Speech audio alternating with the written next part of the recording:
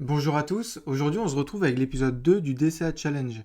Je vais vous faire un petit récap de l'épisode 1, vous parler de mes objectifs avec ce DCA Challenge, mais je vous invite quand même à regarder le premier épisode. Donc pour rappel, l'objectif avec ce DCA Challenge, c'est d'investir 350 € tous les mois avec vous directement sur YouTube, de vous partager mes pistes de réflexion, mes objectifs, et d'essayer de faire mieux qu'un simple ETF S&P 500. Je précise que je ne suis pas un trader et l'objectif c'est pas de faire du trading ou de vous promettre de réaliser des gains incroyables, mais simplement de vous partager mes pistes de réflexion, mes analyses et de vous montrer comment est-ce que j'investis tous les mois. L'objectif c'est simplement d'avoir un portefeuille diversifié et performant sur le long terme. D'ailleurs en parlant de performance, si vous avez regardé le premier épisode de cette série et que vous surveillez le marché crypto, je vous apprends rien en vous disant que j'ai lancé ce DCA Challenge au bon moment. Avant d'aller plus loin, on va faire un point sur les investissements du mois dernier. Pour rappel, le mois dernier, j'ai décidé d'investir sur John Deere, sur Coinbase, sur Interparfums et sur Bitcoin et Ethereum. Alors au niveau des performances pour ce premier mois, sur Coinbase, je suis à plus 63%, sur Interparfums, c'est neutre, sur John Deere, je suis à moins 3,3%, sur Ethereum, je suis à plus 43% et sur Bitcoin à plus 35%. Franchement, du côté crypto, les performances sont incroyables et j'ai vraiment eu de la chance car j'ai investi au bon moment.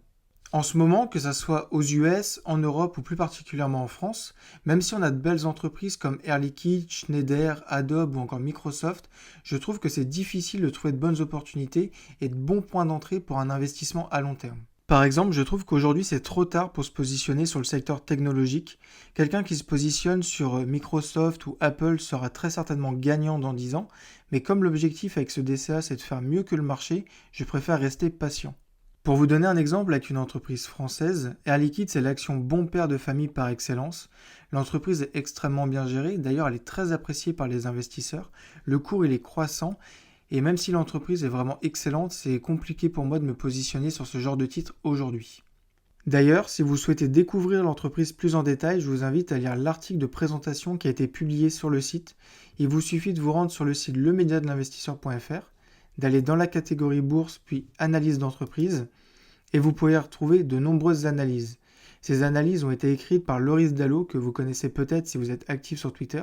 Et comme vous pouvez le constater, il y a de nombreuses analyses, dont Adobe, L'Oréal, Visa ou encore Air Liquide par exemple. Pour chaque analyse, vous pouvez retrouver une partie de présentation, les secteurs d'activité de l'entreprise, une partie sur les dividendes, sur les actions gratuites ou encore une analyse technique. Comme je vous l'ai expliqué dans la première vidéo, pour ce DCA Challenge, j'ai décidé d'utiliser l'application Trade Republic, qui est une application qui permet d'investir dans les cryptos et en bourse très facilement. J'ai décidé d'utiliser cette application parce qu'elle est simple d'utilisation, elle est accessible aux débutants et parce qu'elle permet de gérer ses investissements en bourse et dans les cryptos depuis une seule et même application. Mais je précise que cette vidéo n'est pas sponsorisée par Trade Republic. Lorsque je fais un contenu qui est sponsorisé, je le précise toujours. Aujourd'hui, nous allons commencer par les crypto-monnaies. Vous le savez peut-être si vous me suivez sur les réseaux sociaux, plus particulièrement sur Twitter, mais les crypto-monnaies représentent une part très importante de mes investissements. J'ai un profil plutôt risqué et c'est d'ailleurs pour ça que je me concentre principalement sur Bitcoin et sur Ether et que j'investis à long terme. J'ai un profil risqué donc je préfère rester prudent.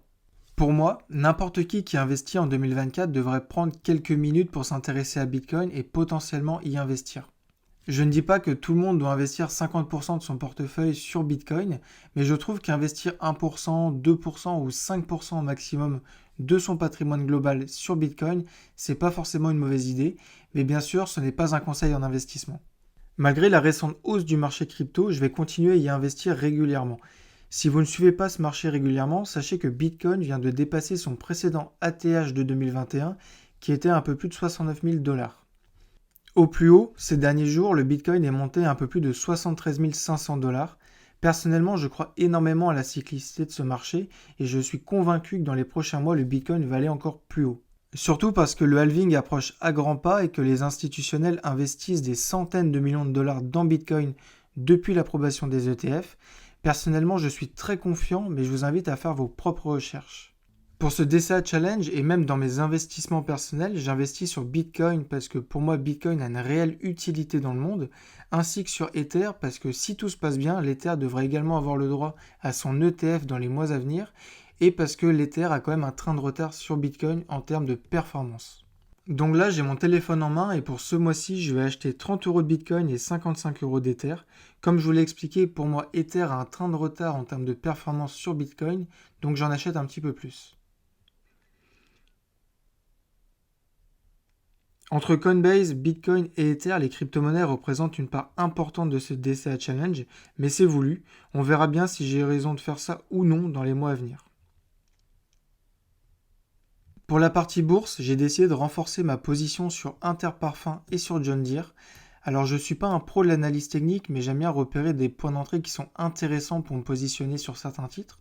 Et aujourd'hui, sur Interparfums et sur John Deere, tout comme le mois dernier, je trouve qu'on est sur des niveaux intéressants pour se positionner aujourd'hui.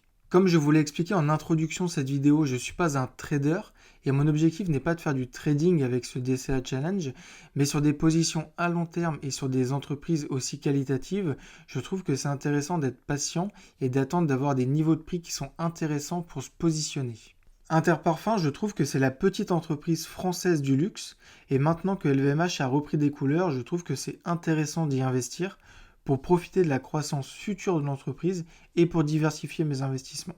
Alors pour Interparfums, au niveau de l'analyse technique, on est toujours proche du bas du canal haussier à long terme et je trouve qu'aux alentours des 51 euros, c'est toujours intéressant de se positionner sur le titre. Pour John Deere, comme je l'ai expliqué dans l'épisode 1, ce n'est pas l'entreprise la plus sexy au monde, mais sur le long terme, je trouve que ce business est vraiment très intéressant. Pour John Deere, sur la partie analyse technique, on est vraiment tout en bas du canal haussier à long terme, donc au niveau des 380$.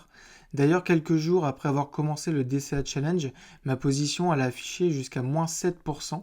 Donc le bon timing que j'ai eu sur Coinbase et sur les crypto-monnaies, je ne l'ai pas forcément eu sur John Deere.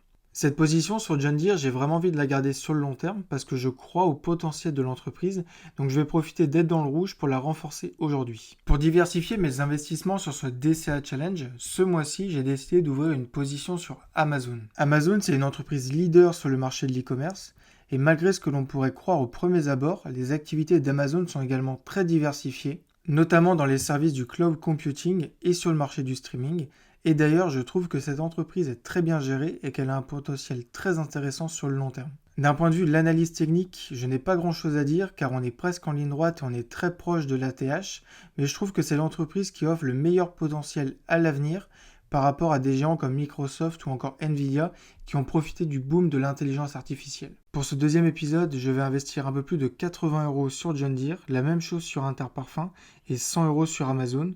Je suis content car même si je n'ai pas encore investi des milliers d'euros, ce DCA Challenge commence vraiment à prendre forme. J'espère que ce genre de format vous plaît et vous intéresse. J'ai encore un petit peu de mal à faire de longues vidéos et à vraiment rentrer dans l'analyse, mais je vais essayer d'améliorer tout ça dans les prochains épisodes. N'hésitez pas à me donner votre avis sur la qualité des vidéos, que ça soit sur l'image ou sur le son, et n'hésitez pas aussi à me donner votre avis sur mes investissements pour ce DCA Challenge. Encore merci pour vos commentaires sur la précédente vidéo et je vous dis à la prochaine.